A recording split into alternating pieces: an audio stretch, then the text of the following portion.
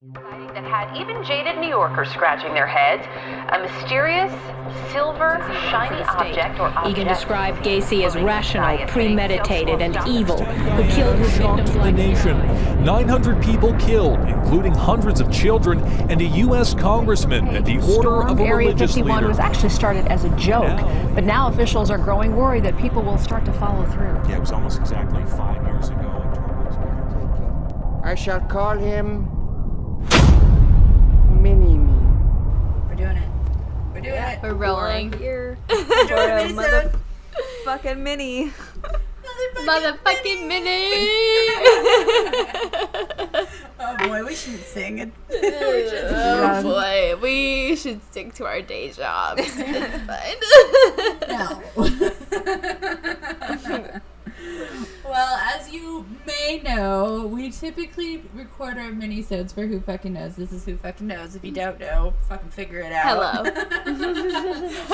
We typically record these after we recorded Maine, so we're all a little extra toasty this evening. And on Patreon, which we just started, Who F **KEN knows if you want to throw us a few bucks. But my sister, the beautiful Emma, she decided to donate and commentary or abduct her topic. So she chose the topic for this evening, and she left us a little note, which Lexi can read right now. Yes, she did, sweet Emma Bear. Okay, so I'm going to read you the note that Emma left on our Patreon. So it says, I found a really interesting story that is just beyond wild, and you guys have to cover it. If you could find enough information, a mini-sode would be awesome, but if anything, it can be one of your stories next week. ... Taylor, 3 R's. Do it. So, since she donated and abducted her topic, we're doing it. And to shout her out, she does Twitch and streams things that I don't understand, videos. But her handle name is Horny for Bees. I don't know where that came from. Oh, Emma. But she's horny for bees. What? And she's a video gamer Twitcher though. Yeah, she's got a better fucking setup than all 3 of us combined. So hey. Oh man, I gotta check her out. Check her out, clean her out. Hey. Well, Emma. Thank you for the topic. You could choose our topic as well, because us drunks need help. Yeah. Topic ideas come time to time, and you can do so at our Patreon. And Lexi, what is our topic today? All right, our topic today is a man named Kendrick Johnson. So I'm going to just get right into it. Quick little bit. The info was taken from allthat'sinteresting.com and some other like CNN and Fox News articles as well, and also talkmurder.com. So who was Kendrick Johnson? So Kendrick Johnson lived with his family in Valdosta, Georgia, and he attended Lodi's High School in Georgia. Is that Lodi? L-O-D-I? It's spelled Lone, L-O-W-N-D-E-S, Lone Des. So I'm just kind of guessing the pronunciation right now. Okay. I don't know. Our listeners can tell us if we say it wrong. Who fucking knows? Okay, so he had a reputation of being sweet and quiet, and he loved football, and he sort of dreamed about going pro one day. He also played basketball, so he was just like an athletic kind of dude. And on my screen, you see a photo of him right now. Good. There he is. Oh, you got that basket. Yeah. Oh, that's gotta throw that in there. Sorry. It's all good. Sorry if that was awkward. We're gonna have some happiness in the beginning of this really horrible story, so it's okay. This is okay. It's how we cope. Yep. Coping mechanisms. Okay. So, on January 10th of 2013, Kendrick went to school and started the day. However, he never showed up for his weightlifting class in the afternoon. As time went on, he didn't return home during the evening, when he was expected to be home. Around 9:30 p.m., his mother, Jackie Johnson, started to worry about where he could be, where he was. She then drove to the school and drove back home, and she didn't come across any sign of her son. It wasn't until 12:30 a.m. that she called the police to report that her son was missing. So the next day, Friday, January 11th, around 10 a.m., a group of students arrived at Lowndes High School gym for class. They began to fill in a survey when someone noticed a pair of white socks sticking out of one of several upright, rolled-up wrestling mats that were stored in the corner. So curious as to how the socks could have ended up there, one of the students stood up on the bleachers for a better view. And let me tell you guys, it wasn't just a pair of socks. It was a person.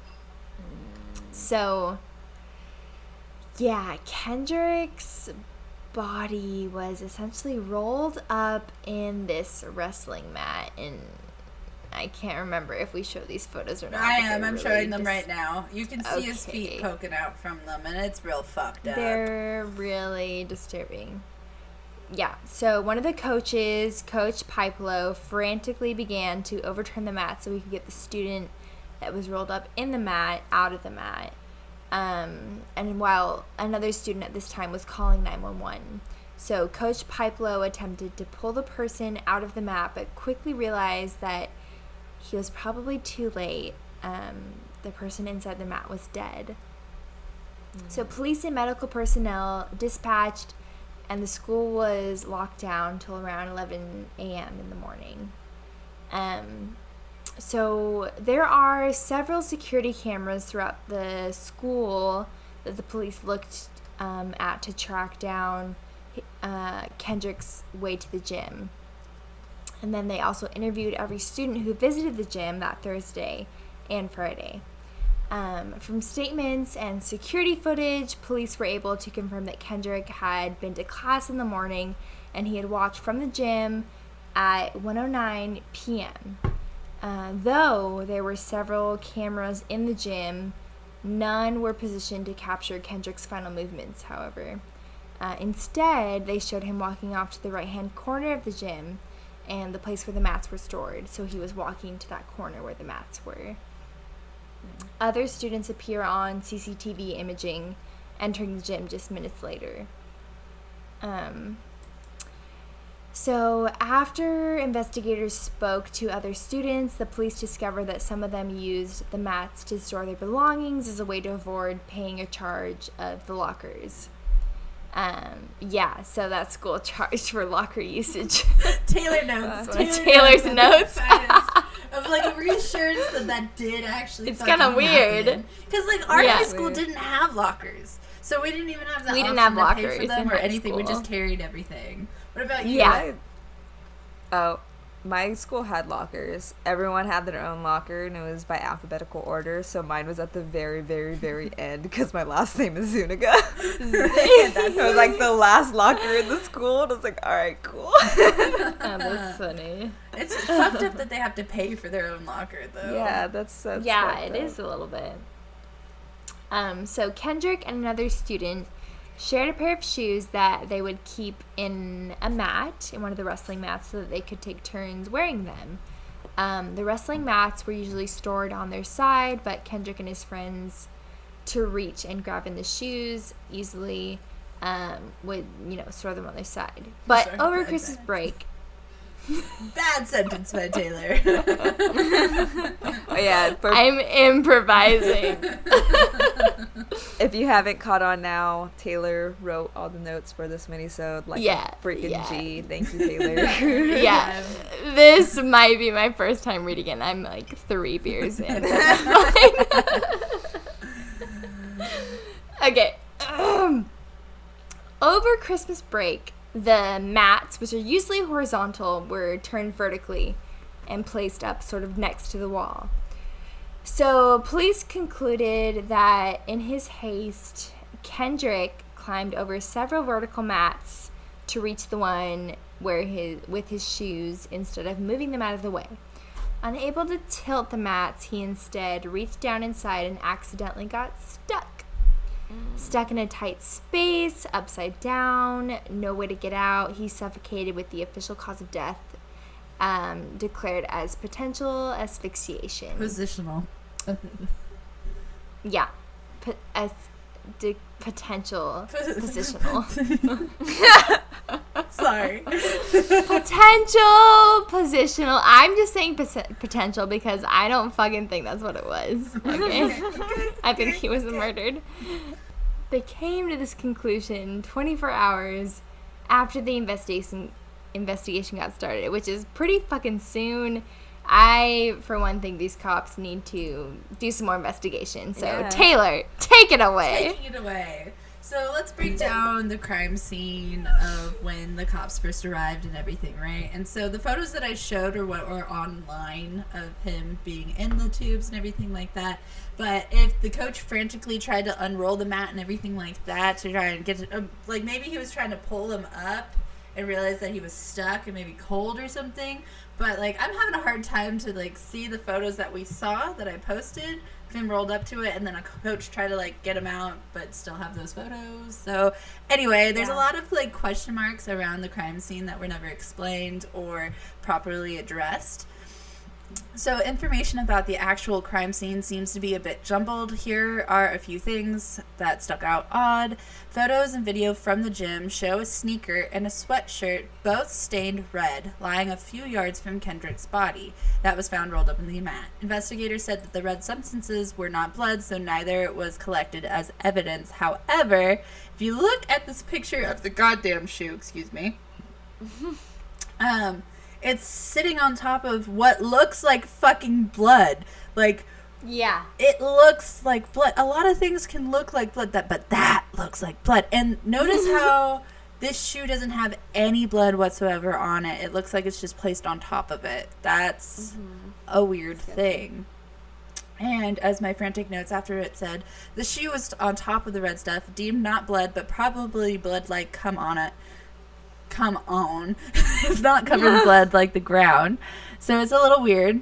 There were streaks of blood on a nearby wall. Investigators determined the blood wasn't Kendrick's and wasn't related to his death whatsoever. How could it not be? Don't you have questions about how the blood got onto the wall or like whose blood it was? Yeah, what the fuck? Like, I understand that it's a gym and like I've definitely bled many times in our high school gym from volleyball practice and everything and just being but like a that klutz, but like blood. Come on, don't you want to question and that like shit? having hit the shoe placed right on top of it, it's just like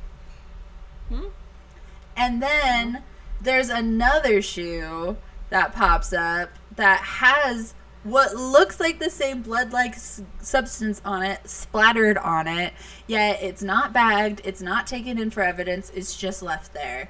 And it's just like, no, it's nothing, just ignore it, it's fine, right? How fucked up is that? Very fucked up, I'll tell you. Yeah, that's pretty fucked up. Sorry, I scrolled too far, so I have to lightly scroll to get back to where I was. Okay. Take a closer look at the photo of him found in the roll. His shoes are just placed on top of it, as if he was reaching down. If he was like, if he jumped in and to reach down for it, wouldn't the shoes that he had be covered in blood? Because what happened with the coroner report and everything is that since he was upside down for so long, all of his blood was rushing to his face. Right? And all of that blood pressure and everything swelled him up, and then also like his orifices just started to bleed. So there was a pool of blood underneath the mat to sort of go the like upside downness of it. But if he was reaching down to grab a shoe, you would think the shoes would be at the bottom, drenched in his blood, versus kind of laid on top or to the side of his feet that were down. So positioning wise is a little strange. On top of all the like lack of gathering all the evidence and questioning all the things that are on the scene. So his parents are obviously devastated because he's 17. They just lost their 17-year-old son. And they refused to accept the version of events. They didn't believe that their young athletic son could have met his end trapped inside a rolled up wrestling mat. The mat in which he was found in was approximately 6 feet tall. When rolled up, the mat left about an inch or so hole in diameter in the center, and his shoulders alone measured 19 inches across, and he was 5'10". So it seemed impossible that if Kendrick was trying to squeeze into the center of a rolled up mat, he wouldn't be able to get down.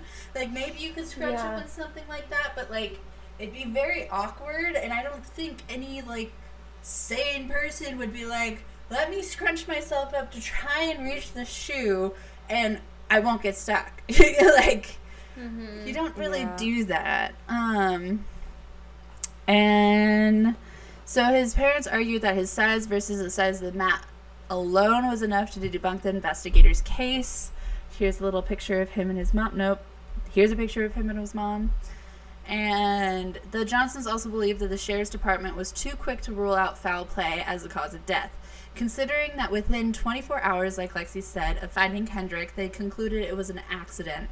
The Johnsons were also sure that their son's body had been moved, which was corroborated by Landau's County Coroner Bill Watson. Georgia state law dictates that the coroner be contacted immediately on the discovery of a body, but Watson claimed that he was not notified until 6 hours later.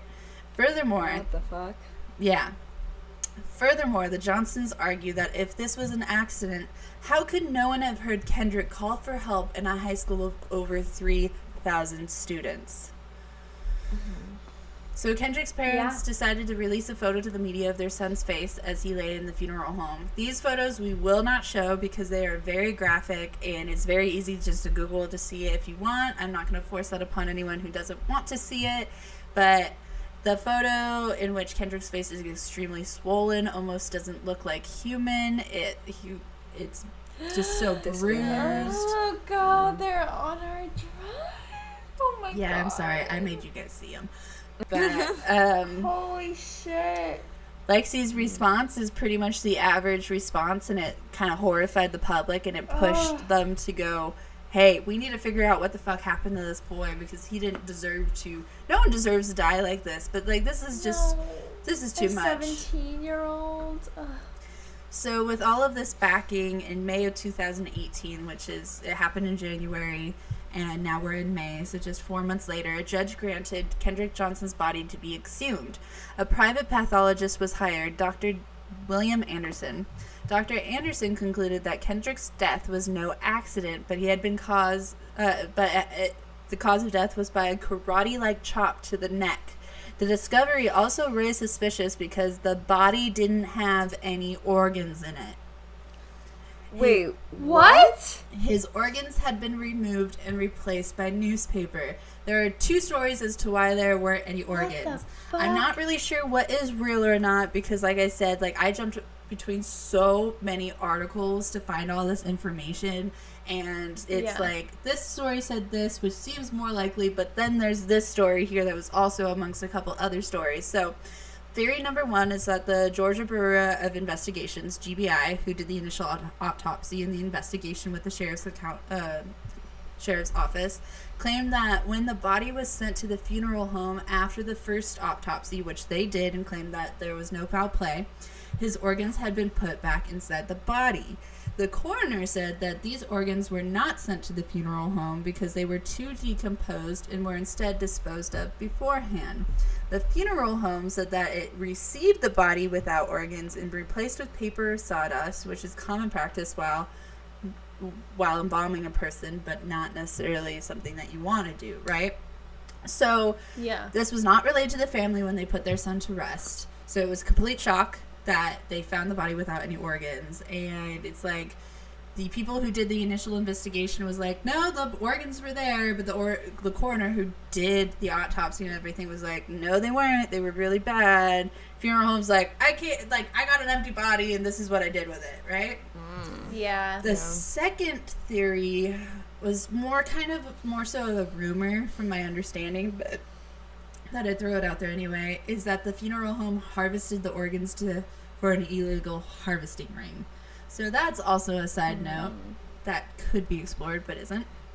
So the Johnsons hoped for a coroner's inquest, which would begin the process of reclassifying the cause of death from non-accidental to a homicidal, which would reopen the investigation, since their coroner found bruising on his neck that was corroborative with a karate chop type of blunt force trauma to the neck that caused asphyxiation.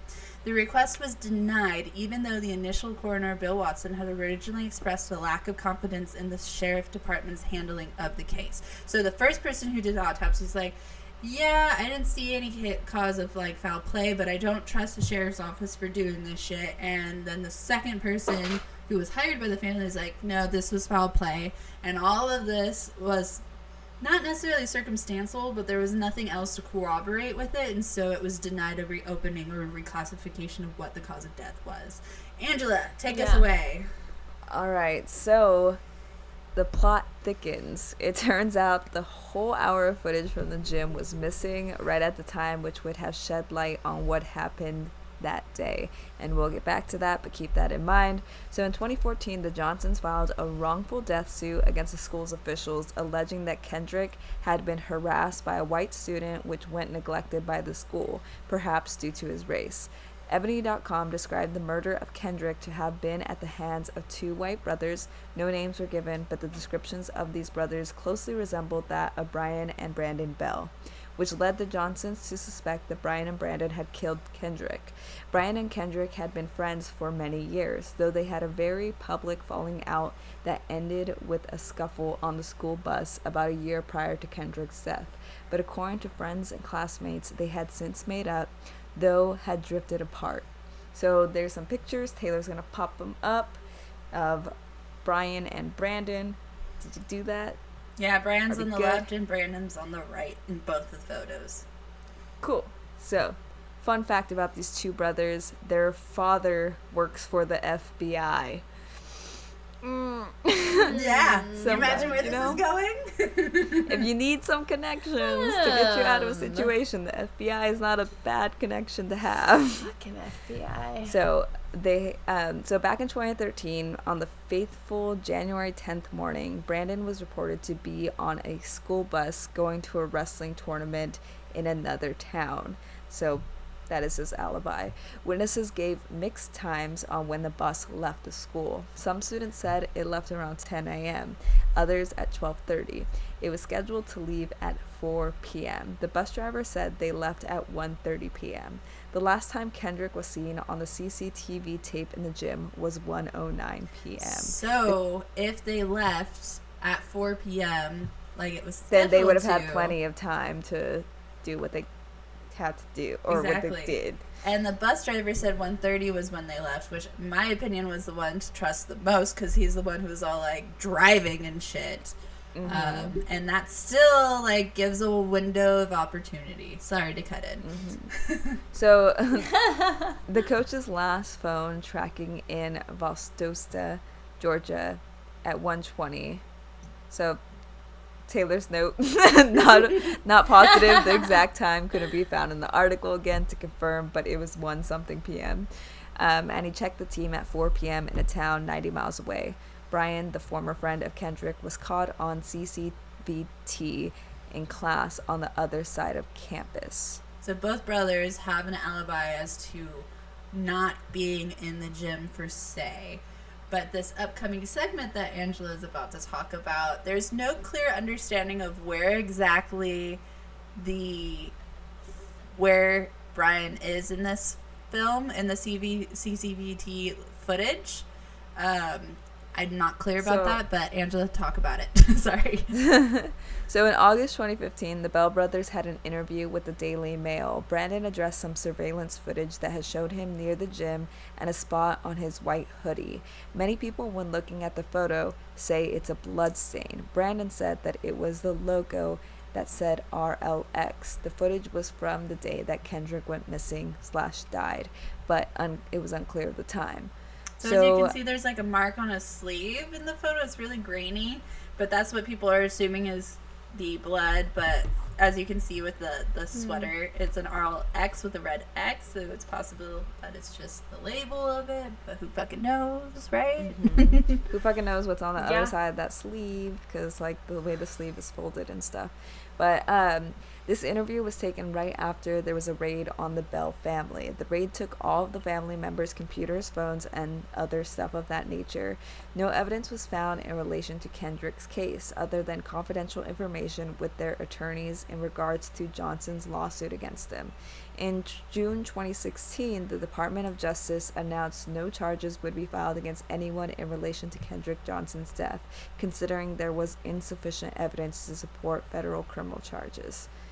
So, in June 2018, Kendrick was exhumed once more for a third autopsy. Dr. Anderson conducted the second autopsy as well. The findings of the second autopsy claimed Kendrick's death was not accidental and caused by blunt force trauma likely to be struck in the neck with a 42-pound dumbbell were confirmed. So, that's terrifying. Yeah, like instead of a karate chop, maybe it was a dumbbell that hit him on the side of the neck and caused that bruising. That's horrible. So Taylor's going to pop up a picture of Kendrick's coffin, which was exhumed for the third time. So every time they did an autopsy, they had to literally dig up the body.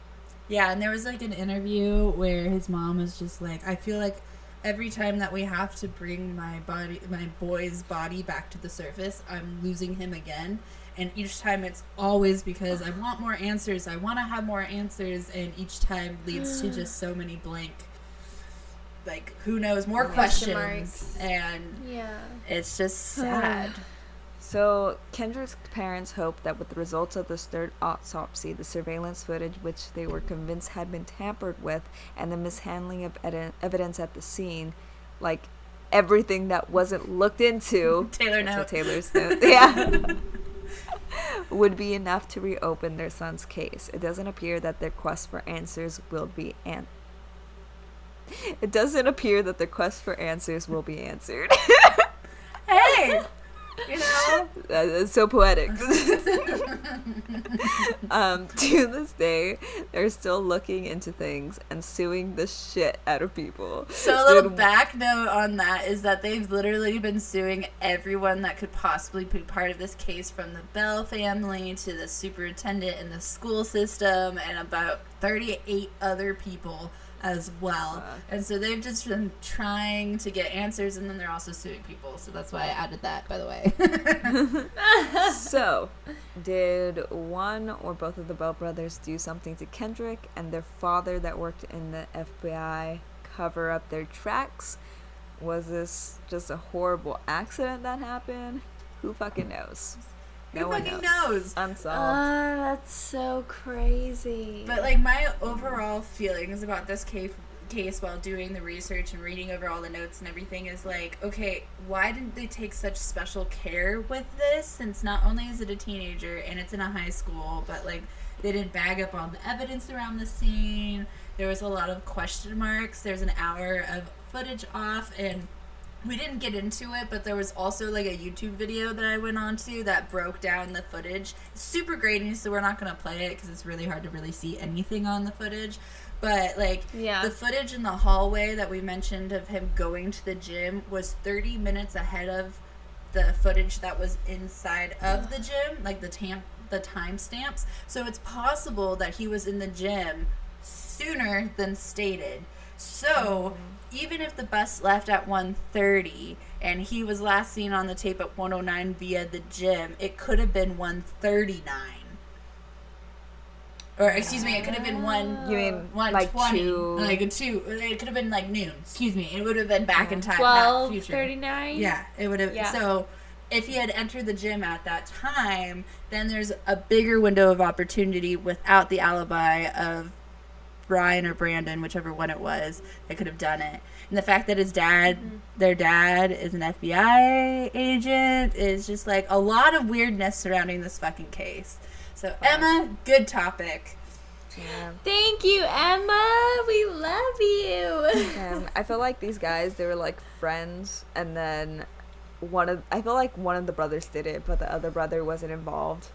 And, like, the other brother was just doing his own thing, and then one of the brothers got in, like, a scuffle with him, maybe accidentally killed him, and was like, I'm gonna hide this body, I'm gonna tell Dad, because that's the old... Dad! I would tell my dad. Yeah, my dad was in the FBI. I can't... This is the time I'm gonna use this connection, you know? Exactly. That's horrible. So sad, though. But hopefully that's, like, one so day there's awful. answers for Kendrick's family, but right now it's just a whole big who fucking knows what happened. Yeah. Alrighty. Well, on that note, I guess You gonna read the find card? us- Oh, fuck. I always forget. Fuck. I got a tarot card for you guys. If you guys don't listen to us regularly, which I hope you do. What the fuck's wrong with you if you don't? We like Yeah. Every mini-sode I pull a tarot card. Every full episode I pull an oracle card. So here's your tarot reading for this episode. Nice Take shuffle. it as you will. It could be in regards to today, in regards to this episode, or something that you may or may not be going through. So if it resonates with you, just listen to that gut feeling, you know?